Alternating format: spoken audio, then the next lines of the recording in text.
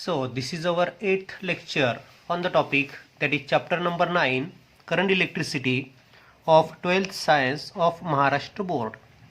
And in today's lecture we are discussing the numericals on potentiometer. पोटेन्शियोमीटरवर 3 types त्या ठिकाणी आहेत. एक आहे कंपॅरिझन ऑफ EMF सेपरेटली, त्याचा फॉर्म्युला सगळ्यांना माहितीच आहे, E1/E2 = L1/L2. त्यानंतर आहे comparison of EMF by sum and difference method, त्याचा फॉर्म्युला पण सगळ्यांना माहिती आहे, E1/E2 = L1 + L2 L1 - L2. आणि तिसरा टाईप येतो या पोटेन्शियोमीटरवर की determination of internal resistance of battery using potentiometer, आणि त्याचा फॉर्म्युला आहे स्मॉल r म्हणजे internal resistance of battery = capital R. Capital R म्हणजे जो रेजिस्टन्स त्या सेलला पॅरललमध्ये जोडला त्या रेजिस्टन्सची value in bracket L1 - L2 L2. L1 म्हणजे फक्त सेलची बॅलन्सिंग लेंथ आणि L2 म्हणजे सेलला पॅरललमध्ये जो रेजिस्टन्स लावलेला आहे त्याच्यासह असणारी बॅलन्सिंग लेंथ. ठीक आहे, थोडासा पॉईंट मी पुन्हा एकदा सांगतोय बघा. E1/E2 सेपरेटलीची डायग्राम सगळ्यांना माहिती आहे. पहिला सेल लावायचा E1 म्हणजे ही की K1 आपण क्लोज केली होती, तिच्यासाठी बॅलन्सिंग लेंथ काढली L1. नंतर फक्त सेल E2 लावला सर्किटमध्ये आपण, म्हणजे K1 ओपन केला, K2 क्लोज केला, म्हणजे फक्त सेल E2 सर्किटमध्ये असेल तर त्या सेल E2 साठी बॅलन्सिंग लेंथ काढली L2.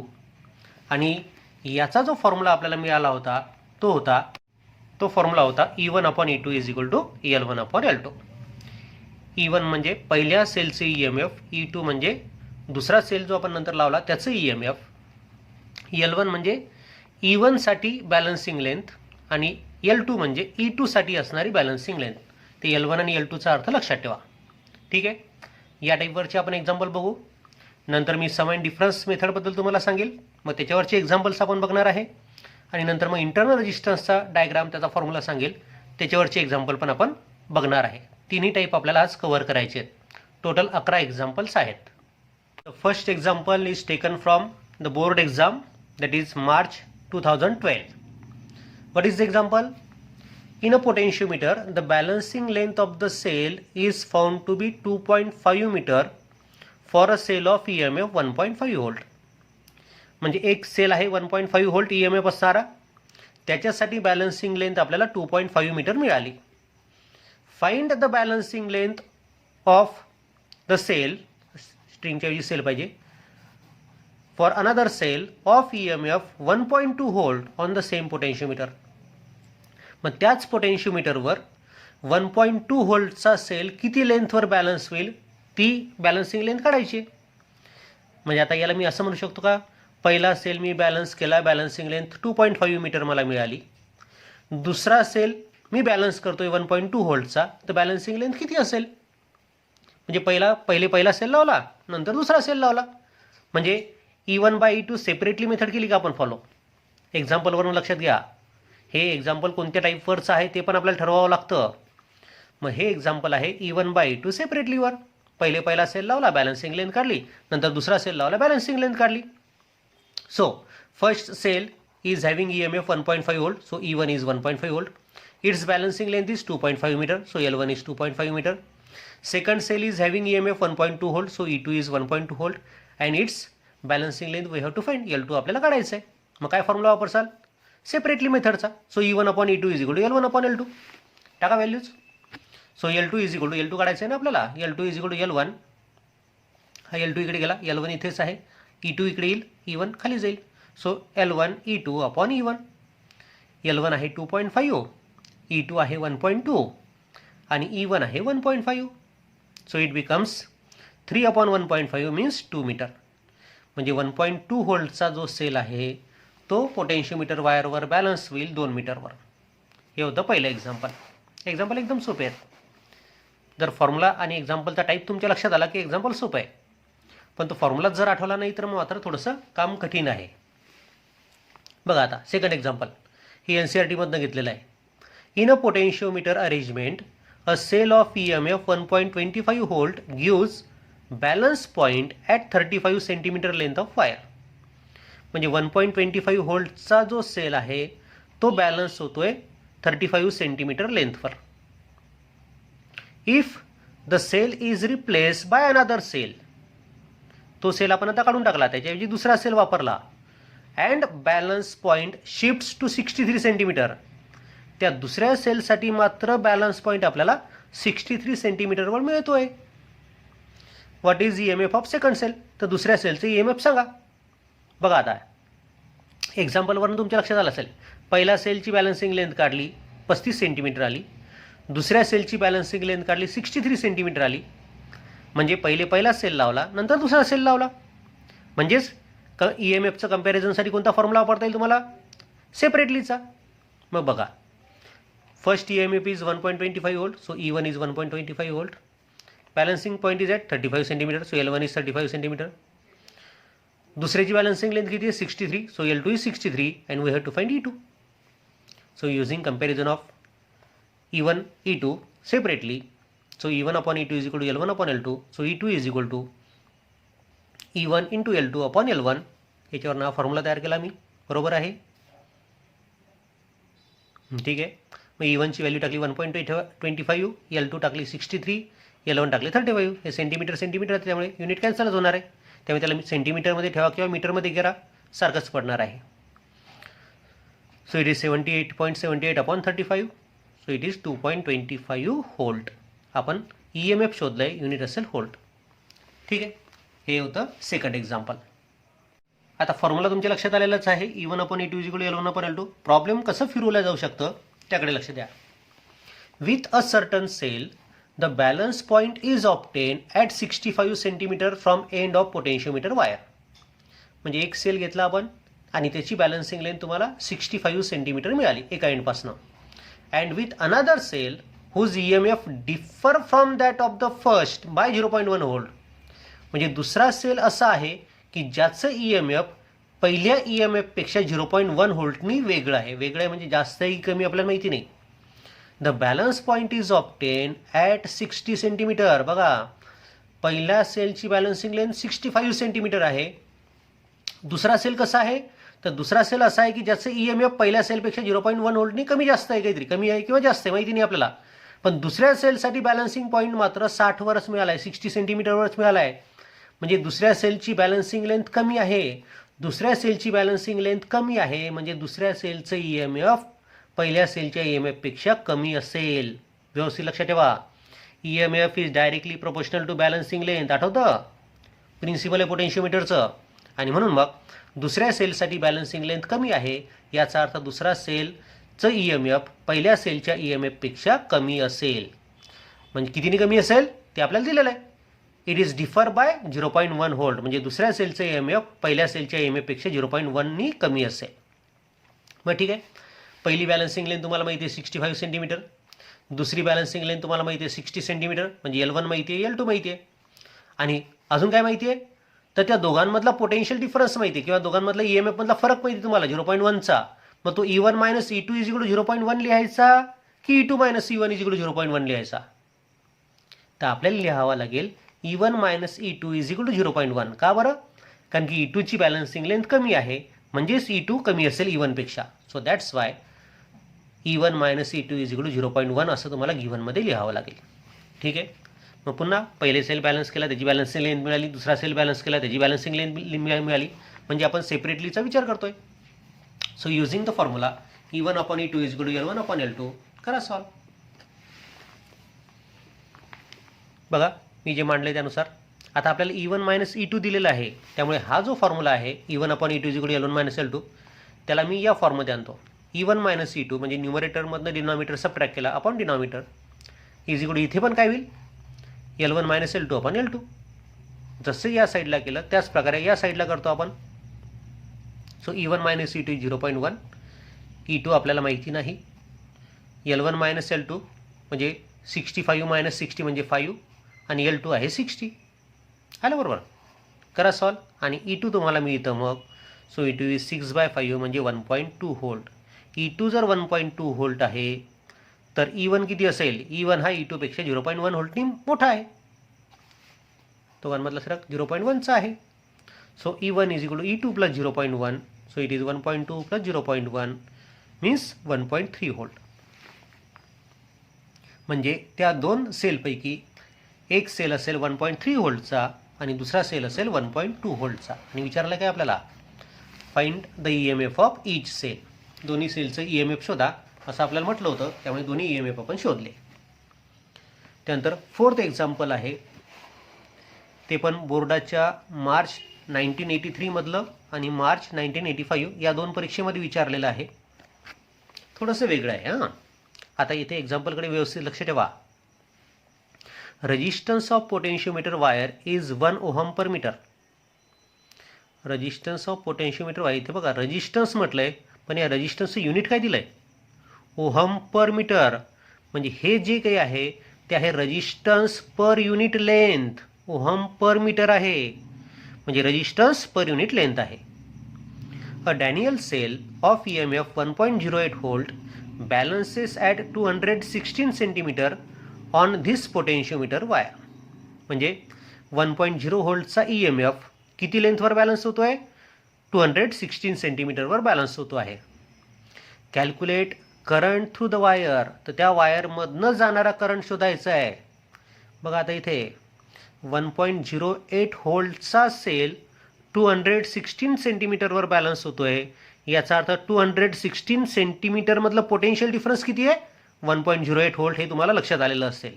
ओके, त्या वायरमधनं जाणारा करंट तुम्हाला काढायचा आहे. Also calculate the balancing length for another cell of EMF 1.45 volt on the same potentiometer. जर 1.08 व्होल्टचा सेल 216 सेंटीमीटरवर बॅलन्स होतो, तर 1.5 व्होल्टचा सेल किती सेंटीमीटरवर बॅलन्स होईल, ती बॅलन्सिंग लेंथ पण तुम्हाला शोधायची आहे. म्हणजे करंट पण काढायचा आहे वायरमधनं जाणारा आणि बॅलन्सिंग लेंथ पण काढायची. आता करंट कसा काढायचा त्याकडे लक्ष ठेवा. आता या वायरच्या रेजिस्टन्सबद्दल काय दिले आपल्याला, resistance of potentiometer wire is 1 ohm per metre. म्हणजे 1 मीटर लांबीच्या वायरचं रेजिस्टन्स किती आहे, 1 ohm. 1 ohm per metre means the resistance of 1 metre wire is 1 ohm. हा अर्थ लक्षात घ्या. मग आता 1 मीटरचं रेजिस्टन्स जर 1 ओहम आहे, तर 216 सेंटीमीटरचं किती येईल, the resistance of wire of length 216 centimetre that is 2.16 metre is. 1 मीटरचं किती असतं 1, मग 2.16 मीटरचं किती असेल, so 2.16 into 1 is equal to 2.16 ohm. So this is resistance of length 216 centimetre and it is 2.16 ohm. Now across this wire काय झालं, हा 1.08 व्होल्टचा सेल बॅलन्स झाला. म्हणजे या वायरच्या दोन टोकांमधलं व्होल्टेज किती असेल, जेवढं या सेलचे EMF आहे तेवढं. So the potential difference across this length is 1.08 volt. So current will be, current काढायचं आहे आपल्याला, तर काय करावं लागतं, त्या दोन पॉईंटमधलं व्होल्टेज अपॉन त्या दोन पॉईंटमधलं रेजिस्टन्स. हा फॉर्म्युला आपल्याला माहिती आहे सगळ्यांना ओहमच्या नियमानुसार. So I is equal to V/R. The potential difference between the 2 points that is 216 centimetre is 1.08 volt and resistance of that 2.16 metre is 2.16. So 1.08 upon 2.16 means 1/2 means 0.5 ampere. हा झाला पहिला पार्ट. त्या वायरमधनं जाणारा करंट काढायचा असेल तर त्या वायरच्या अक्रॉसचं व्होल्टेज आपल्याला माहिती पाहिजे आणि त्या वायरचा रेजिस्टन्स माहिती पाहिजे. मग त्यासाठी आपण काय केलं, तर त्यासाठी 1.08 व्होल्ट जर 216 सेंटीमीटरवर बॅलन्स होतोय, तर याचाच अर्थ 1.08 व्होल्ट एवढं व्होल्टेज त्या 216 सेंटीमीटरच्या अक्रॉस असेल, हे आपण लक्षात घेतलं. ठीक आहे, करंट आपल्याला मिळाला. दुसरं काय विचारलं त्यांनी, दुसरा सेल जो 1.5 व्होल्टचा आहे तो किती लेंथवर बॅलन्स होईल असं विचारलं. मग पहिला सेल 1.08 व्होल्टचा कितीवर बॅलन्स होतो, 216 वर. मग दुसरा सेल कितीवर बॅलन्स होईल, कसं काढसाल, कंपॅरिझन ऑफ EMF सेपरेटली. तो फॉर्म्युला आपल्याला वापरता येतो आहे, बरोबर. म्हणजे आपल्याजवळ आहे 1.08 volt is balance at 2.16 metre. So at which length 1.5 volt will be balance. So using formula E1 upon E2 is equal to L1 upon L2. So L2 is equal to E2 L1 upon E1. Place the values. E2 is 1.5, L1 is 2.16 and E1 is 1.08. करा सॉल्व. It is 3.24 upon 1.08. So it is 3 metre. म्हणजे तो 1.5 व्होल्टचा जो sale आहे तो 3 metre लेंथवर म्हणजेच 300 सेंटीमीटरवर balance होईल. ठीक आहे. हे होते E1/E2 सेपरेटली या मेथडवरची एक्झाम्पल. एकदम सोपे आहेत. फॉर्म्युला कोणता लक्षात ठेवायचा तुम्हाला? E1/E2 = L1/L2. आणि त्या वायरमधनं जाणारा करंट जर काढायचा असेल तर कोणता फॉर्म्युला लक्षात ठेवायचा आहे? Current = V/R. तर त्या वायरच्या दोन टोकांमधलं व्होल्टेज अपॉन त्या दोन टोकांमधलं रेजिस्टन्स. पॉईंट व्यवस्थित लक्षात ठेवा. The next application of potentiometer is comparison of EMF of two cells by sum and difference method. याच्याबद्दल आपण सगळं बघितलेलंच आहे मागच्या लेक्चरमध्ये. ही त्याची सर्किट डायग्राम. इथे आपण बघितलं होतं की पहिले आपण E1 + E2 जोडला होता आणि त्याची बॅलन्सिंग लेंथ काढली होती L1. नंतर या रिव्हर्सिंग कीने आपण या E2ला उलट केलं होतं आणि E1 - E2 साठी बॅलन्सिंग लेंथ शोधली होती. साहजिकच ती L1 पेक्षा कमी असेल ती आपल्याला L2 मिळाली होती. ठीक आहे. म्हणजे E1 + E2 ची बॅलन्सिंग लेंथ आहे L1 आणि E1 - E2 ची बॅलन्सिंग लेंथ आहे L2. ज्यांनी मागचा पिरियड मिस केला असेल त्यांच्यासाठी या नोट्स पण दाखवतोय.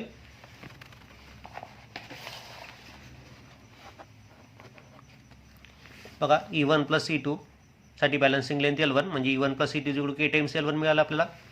त्यानंतर आपण E1 - E2 साठी बॅलन्सिंग लेंथ काढली, L2 आली. So E1 - E2 = K × L2. दोघांचा रेशो घेतला होता आपण. So E1 + E2 upon E1 - E2 = L1/L2. कंपोनंटनो डिव्हिडंडो केलं त्या ठिकाणी आपण. So we get E1/E2 = L1 + L2 L1 - L2. या फॉर्म्युल्याकडे लक्ष ठेवा. E1 म्हणजे त्या दोन सेलपैकी पहिला सेल, E2 म्हणजे दुसऱ्या सेलचं EMF. आता इथे कंडिशन काय असते? E1 is always greater than E2. हां, लक्षात ठेवा. इथे E1 is always greater than E2. आणि अजून दुसरी कंडिशन मी काय सांगितली तुम्हाला की या सर्किटमध्ये या सेलचं EMF E1 + E2 पेक्षा जास्त पाहिजे. या सेलचं EMF E1 + E2 पेक्षा जास्तच पाहिजे. आणि या दोघांमध्ये काय रिलेशन आहे? तर E1 must be greater than E2. ठीक आहे. दोन्ही पॉईंट लक्षात ठेवा. आपल्याजवळ बॅलन्सिंग कंडिशन आहे E1/E2 = L1 + L2 L1 - L2. L1 काय आहे? L1 is balancing length for E1 + E2 and what is L2? L2 is balancing length for E1 - E2. E1 + E2 ला असिस्टिंग असं पण म्हणतात. आणि E1 - E2 जेव्हा आपण सेलला जोडतो तेव्हा ते सेल अपोजिंग मोडमध्ये असतात असं पण म्हटलं जातं. असिस्टिंग मोड आणि अपोजिंग मोड हे दोन्ही शब्द लक्षात ठेवा. The first example on this topic is taken from the board exam, that is March 2010. आता इथे एक छोटासा कॉन्सेप्ट त्यांनी इंट्रोड्यूस केलेला आहे. कसा व्यवस्थित इंट्रोड्यूस केला एक्झाम्पलमध्ये ते लक्षात घ्या. या एक्झाममध्ये पुष्कळ जण कन्फ्यूज झाले होते की हे एक्झाम्पल कसं सोडवायचं. पण हा कॉन्सेप्ट मुद्दाम मी तुमच्या माहितीसाठी इंट्रोड्यूस केला आहे. पहा आता व्यवस्थित लक्ष ठेवा. A potentiometer wire has length 10 metre and resistance 10 ohm. Potentiometer वायरची लांबी 10 मीटर आहे आणि त्या वायरचं रेजिस्टन्स 10 ओहम आहे. If the current flowing through it is 0.4 ampere. त्या वायरमधनं जाणारा करंट 0.4 एम्पियर आहे. What are the balancing lengths when two cells of EMF 1.3 volt and 1.1 volt are connected so as to assist and oppose each other.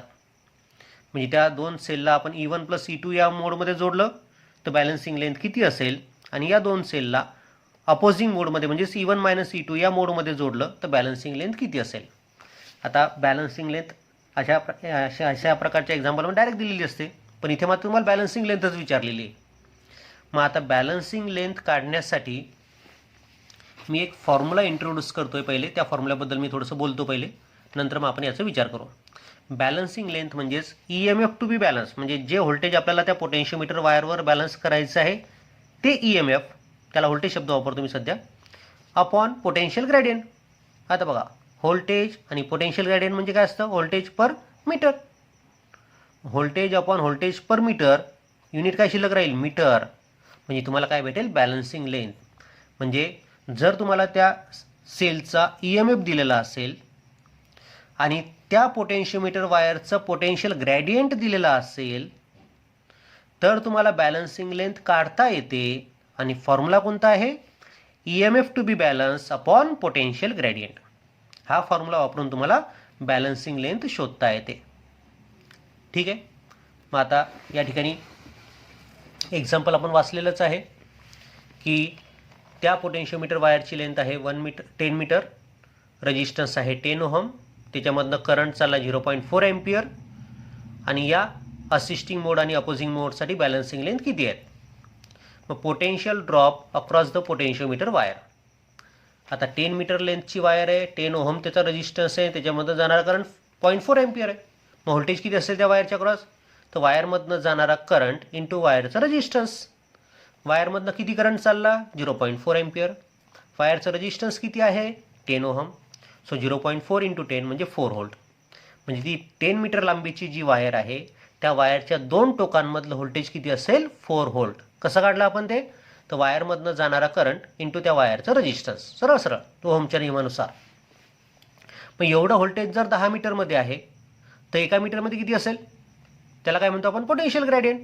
So potential gradient along the wire is voltage drop across the wire upon length of the wire.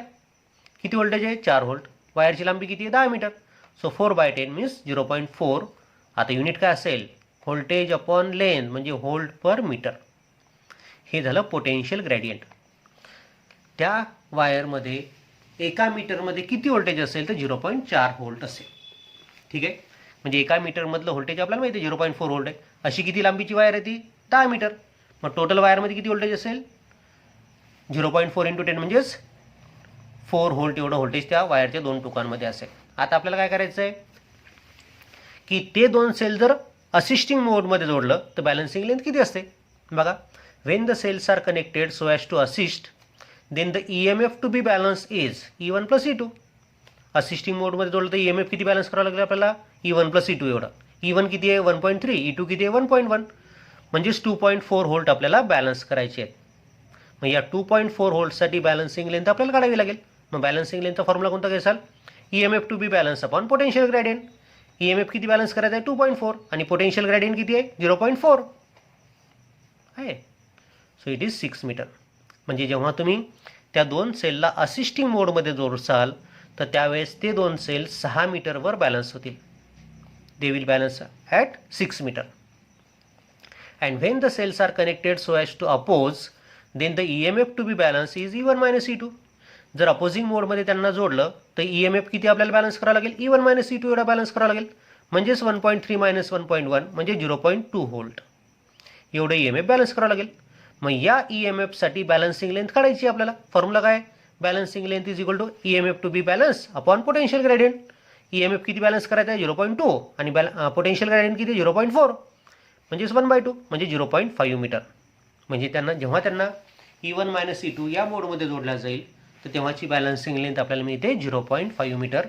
आणि E1 plus E2 या मोडमध्ये जेव्हा तुम्ही त्याला जोडसाल तेव्हाची balancing length जास्तच असेल, साहजिकच जास्त असेल, ती आहे 6 metre. The second example is taken from text book आणि एक्झरसाइजमधलं 15वं एक्झाम्पल हे आहे. काय म्हटलं पहा, याच मेथडवर आहे, सम अँड डिफरन्स मेथडवर. When two cells of EMF E1 and E2 are connected in series so as to assist each other, their balancing length on the potentiometer is found to be 2.7 metre. म्हणजे जेव्हा ते दोन sale E1 plus E2 या मोडमध्ये जोडलेले असतात तेव्हा त्याची बॅलन्सिंग लेंथ 2.7 मीटर एवढी आहे पोटेन्शियोमीटर वायरवर. ठीक आहे.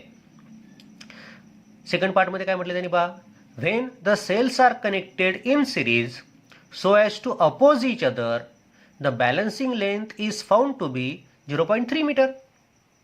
म्हणजे जेव्हा त्यांना अपोजिंग मोडमध्ये जोडला जातं म्हणजे E1 मायनस E2 या मोडमध्ये त्यांना जेव्हा जोडल्या जाईल तेव्हा त्याची बॅलन्सिंग लेंथ 0.3 मीटर आहे. Compare the EMF of two cells. म्हणजे आता या ठिकाणी तुमच्या काय लक्षात येतं की पहिले ते सेल असिस्टिंग मोडमध्ये जोडले, बॅलन्सिंग लेंथ काढली, नंतर तेच दोन सेल अपोजिंग मोडमध्ये जोडले, बॅलन्सिंग लेंथ काढली. म्हणजे comparison of EMF by sum and difference method आपल्याला वापरता येतं. मग पहिली बॅलन्सिंग लेंथ म्हणजे L1 आहे 2.7 मीटर. E1 प्लस E2 ची बॅलन्सिंग लेंथ म्हणजे L1 2.7 मीटर आणि E1 मायनस E2 ची बॅलन्सिंग लेंथला आपण L2 म्हटलेलं आहे. L2 ही 0.3 metre. Compare EMF of two cell म्हणजे E1 अपॉन E2 काढायचं आहे. सरळ सरळ सम अँड डिफरन्सचा फॉर्म्युला वापरा.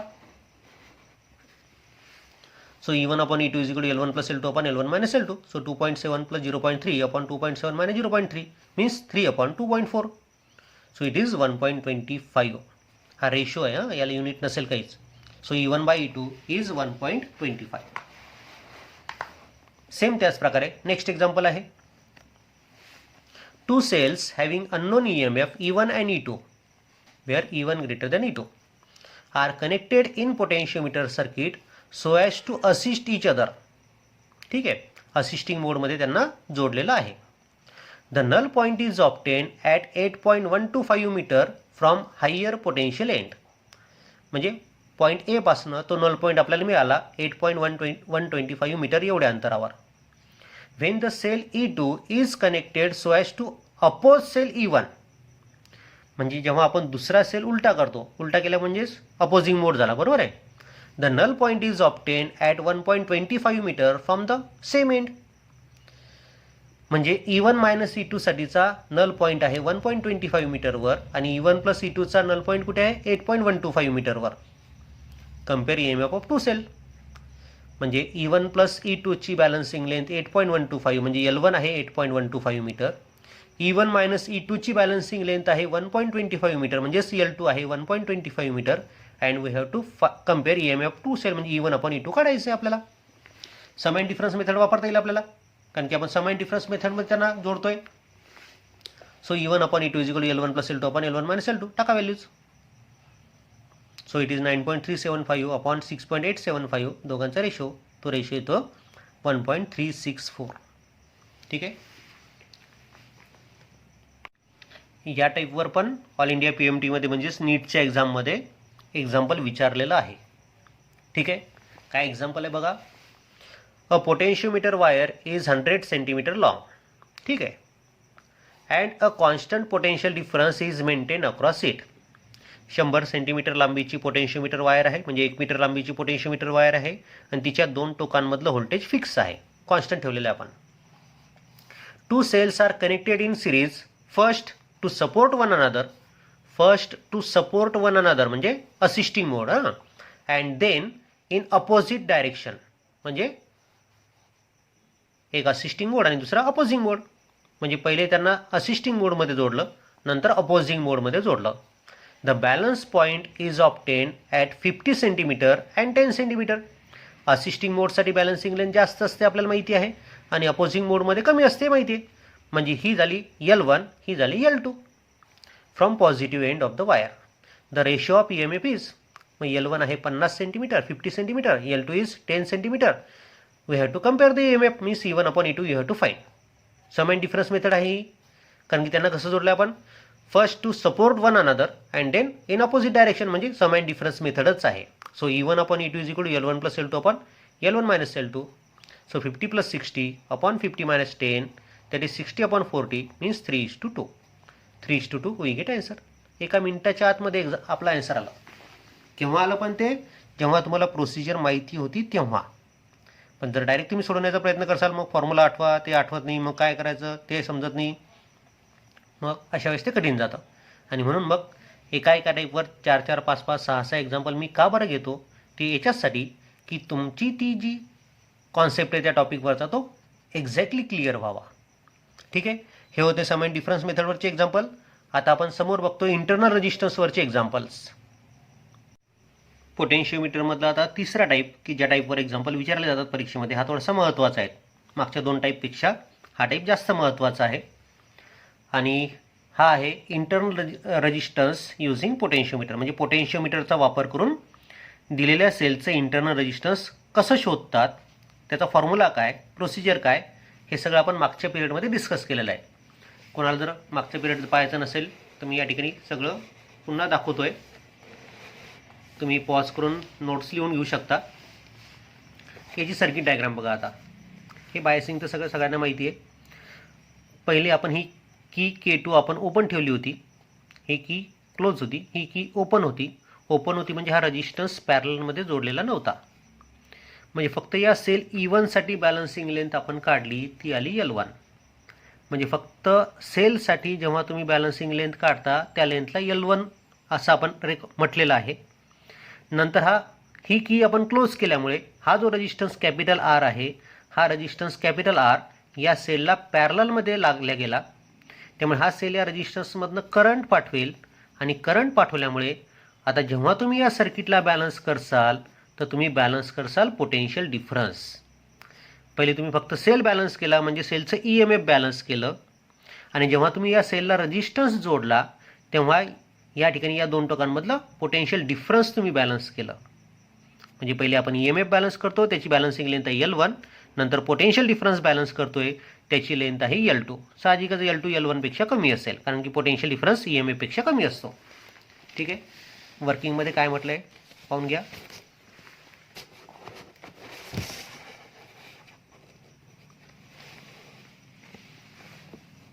त्या सेलला EMFला बॅलन्स केलं, बॅलन्सिंग लेंथ L1 मिळाली, त्यामुळे E1 directly proportional to L1 फॉर्म्युलानुसार. नंतर त्या सेलला आपण पॅरलमध्ये रेजिस्टन्स जोडला होता, त्यामुळे potential difference directly proportional to balancing length म्हणजे V directly proportional to L2 आणि त्याला सॉल्व्ह केलं होतं आपण, KVL अप्लाय केला होता आणि आपल्याला इंटरनल रेजिस्टन्स स्मॉल r चा फॉर्म्युला मिळाला होता. R म्हणजे त्या सेलला पॅरलमध्ये लावलेला रेजिस्टन्स त्याची व्हॅल्यू कॅपिटल R, L1 म्हणजे EMFची बॅलन्सिंग लेंथ, L2 म्हणजे पोटेन्शियल डिफरन्सची बॅलन्सिंग लेंथ. हा फॉर्म्युला व्यवस्थित लक्षात ठेवा. L1 म्हणजे काय, L2 म्हणजे काय. आता तिन्ही ठिकाणी L1 L2 आलेत बरं, त्यामुळे प्रत्येक फॉर्म्युल्यामध्ये L1 काय दाखवतो आणि L2 काय दाखवतो हे तुम्हाला लक्षात ठेवावं लागेल. आता या टाईपवर जे एक्झाम्पल विचारले जातात ते दोन प्रकारामध्ये विचारले जातात. त्यातला पहिला प्रकार आपण बघतोय की ज्यामध्ये ते डायरेक्ट तुम्हाला L1 L2 आणि कॅपिटल R दिलेलं असेल, इंटरनल रेजिस्टन्स काढा. हा असा एक प्रकार आहे. त्याच्यावरचे दोन एक्झाम्पल बघू आपण. पहिले द EMF. आता हे जे एक्झाम्पल आहे टेक्स्टबुकमधलं एक्झरसाइजमधलं 16वं एक्झाम्पल आहे. The EMF of a cell is balance by length of 120 centimetre of potentiometer wire. म्हणजे त्या सेलचं EMF 120 सेंटीमीटरवर बॅलन्स झालं. When the cell is shunted by a resistance of 10 ohm, the balancing length is reduced by 20 cm. म्हणजे जेव्हा तुम्ही त्या सेलला पॅरललमध्ये resistance लावता 10 ओहमचा 10 ओहमचा तर त्यावेळेस बॅलन्सिंग लेंथ 20 ने कमी झाली. म्हणजे पहिले 120 होती, नंतर ती 100 होईल. बरोबर आहे का. म्हणजे फक्त सेलची बॅलन्सिंग लेंथ म्हणजे EMFची बॅलन्सिंग लेंथ 120 सेंटीमीटर आणि सेलला पॅरललमध्ये रेजिस्टन्स तुम्ही जोडताय, शंट रेजिस्टन्स जोडताय, म्हणजे तो सेल काय करेल, त्या शंट रेजिस्टन्समधनं करंट पाठवेल. म्हणजे तुम्ही आता कोणाला बॅलन्स करसाल तर त्या सर्किटला बॅलन्स करसाल, म्हणजे पोटेन्शियल डिफरन्सला बॅलन्स करसाल. म्हणून नंतरची जी बॅलन्सिंग लेंथ आहे की जी 20 सेंटीमीटरनी कमी येत आहे ती काय असेल, पोटेन्शियल डिफरन्सची बॅलन्सिंग लेंथ. म्हणजे L1 म्हणजे EMFची बॅलन्सिंग लेंथ 120 सेंटीमीटर आणि पोटेन्शियल डिफरन्सची बॅलन्सिंग लेंथ याच्यापेक्षा 20नी कमी. So 100 - 20 means 120 - 20 means 100 centimetre. त्याला शंट रेजिस्टन्स कितीचा लावला आपण, it is shunted bye resistance of 10 ohm, म्हणून कॅपिटल R घेतला मी 10 ओहम. इंटरनल रेजिस्टन्स काढायचा आहे. सरळ सरळ फॉर्म्युला सगळ्यांना माहिती आहे. Small r is equal to capital R in bracket L1 - L2 upon L2. Capital R is 10, L1 is 120, L2 is 100 upon 100. So 10 × 20 अपॉन 100, सो इट इज 2 ओहम. ठीक आहे, हे होतं पहिलं एक्झाम्पल. सरळ सरळ फॉर्म्युला वापरायचा आहे, त्यामुळे एक्झाम्पल एकदम सोपे आहेत. फक्त फॉर्म्युला कोणता वापरायचा हे लक्षात येणं आवश्यक आहे. ठीक आहे. The second example on this topic is taken from board exam March 1996. काय म्हटले पहा, the EMF of a cell is balance by length 1.812 metre of a potentiometer wire in potentiometer experiment. ठीक आहे. म्हणजे एक सेलचं EMF आपण बॅलन्स केलं आणि बॅलन्सिंग लेंथ आपल्याला मिळाली 1.812 मीटर एवढ्या अंतरावर. When a resistor of 5 ohm is connected across the cell, the balancing length is found to be 1.51 metre. जेव्हा तुम्ही त्या सेलला पॅरललमध्ये 5 ओहमचा रेजिस्टन्स जोडता तर त्यावेळेस बॅलन्सिंग लेंथ किती मिळते, 1.51. म्हणजे 1.812 काय झाली, EMFची बॅलन्सिंग लेंथ आणि 1.51 काय झाली, पोटेन्शियल डिफरन्सची balancing length. Find the internal resistance of the cell. So EMFची बॅलन्सिंग लेंथ म्हणजे L1 1.812, रेजिस्टन्स किती पॅरललमध्ये जोडला 5 ओहमचा, म्हणून कॅपिटल R झाला 5 ओहम. जो रेजिस्टन्स पॅरललमध्ये जोडतात सेलला त्याला आपण कॅपिटल R म्हणतो आणि पोटेन्शियल डिफरन्सची जी बॅलन्सिंग लेंथ असते त्याला आपण L2 म्हणतो. So L2 is 1.51. You have to find internal resistance. सरळ सरळ फॉर्म्युला घ्या इंटरनल रेजिस्टन्सचा, R in bracket L1 - L2 upon L2. So R in bracket 1.812 minus 1.510 upon 1.510. So it is 5 times 0.302 upon 1.51. So it is 1.51 upon 1.51 means 1. So internal resistance of that cell is 1 ohm. हे होतं मार्च 1996 मधलं. आता हे जे example आहे हे मात्र थोडंसं वेगळं आहे. वेगळं का बरं आहे त्याकडे आता व्यवस्थित लक्ष ठेवा. When a resistor of 5 ohm resistance is connected across the cell, its terminal potential difference is balanced by 150 cm of potentiometer wire. म्हणजे जेव्हा तुम्ही त्या सेलला 5 ओहमचा रेजिस्टन्स पॅरललमध्ये जोडता तेव्हा तो सेल 150 सेंटीमीटरवर 150 सेंटीमीटरवर बॅलन्स होतो. And when resistor of 10 ohm resistance is connected across the cell, the terminal potential difference is balanced by 175 cm. जेव्हा तुम्ही त्या सेलला पॅरललमध्ये 10 ओहमचा रेजिस्टन्स जोडता, 5 ओहमचा जोडला तर कितीवर बॅलन्स झाला 150 वर, आणि 10 ओहमचा जोडला तर कितीवर बॅलन्स होतोय 175 सेंटीमीटरवर बॅलन्स होतो आहे. Calculate internal resistance of the cell. This example is again taken from board exam, that is March 1993. बघा आता, when resistance 5 ohm is connected across the cell, the balance length is 150 cm. ती L2 असेल. So the internal resistance of the cell is, so R is equal to, हा R1 म्हणजे 5 ओम जोडलाय आपण. L1 आपल्याला माहिती नाही आहे, सेलची बॅलन्सिंग लेंथ आपल्याला माहिती नाही, पण सेलला पॅरललमध्ये 5 ओमचा लावल्यानंतरची जी बॅलन्सिंग लेंथ आहे म्हणजे L2 ती आपल्याला माहिती आहे 150. म्हणून L2च्या ऐवजी 150 टाकलं, कॅपिटल R1च्या ऐवजी 5 टाकलं आपल्याला. असं इक्वेशन नंबर 1 आपल्याला मिळालं. बघा आता, आपल्याला सेलची बॅलन्सिंग लेंथ दिलीच नाही. पहिले 5 ओहमचा रेजिस्टन्स लावला तर तेव्हाची बॅलन्सिंग लेंथ दिली आहे, आणि नंतर 10 ओहमचा रेजिस्टन्स लावला पॅरललमध्ये तेव्हाची बॅलन्सिंग लेंथ दिलेली आहे. So when resistance 10 ohm is connected across the same cell, त्या रेजिस्टन्सला मी R2 म्हटलं, हा Rच येतो. फक्त आता 10 ओहमचा रेजिस्टन्स आपण पॅरललमध्ये लावला across the same cell, the balancing length is 175 centimetre, म्हणजे ती असेल L2 डॅश. त्याला L2च म्हणतो आपण.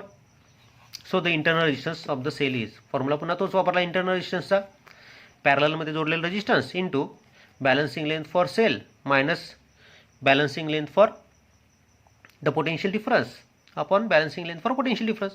So 10 in bracket L1 minus 175 upon 175. as cell is same, so equating equation 1. आता सेल तोच आहे, त्याचं इंटरनल रेजिस्टन्स आपल्याला काढायचं आहे, त्यामुळे इक्वेशन 1 ची लेफ्ट हँड साईड आणि इक्वेशन 2 ची लेफ्ट हँड साईड काय असेल, सारखीच असेल.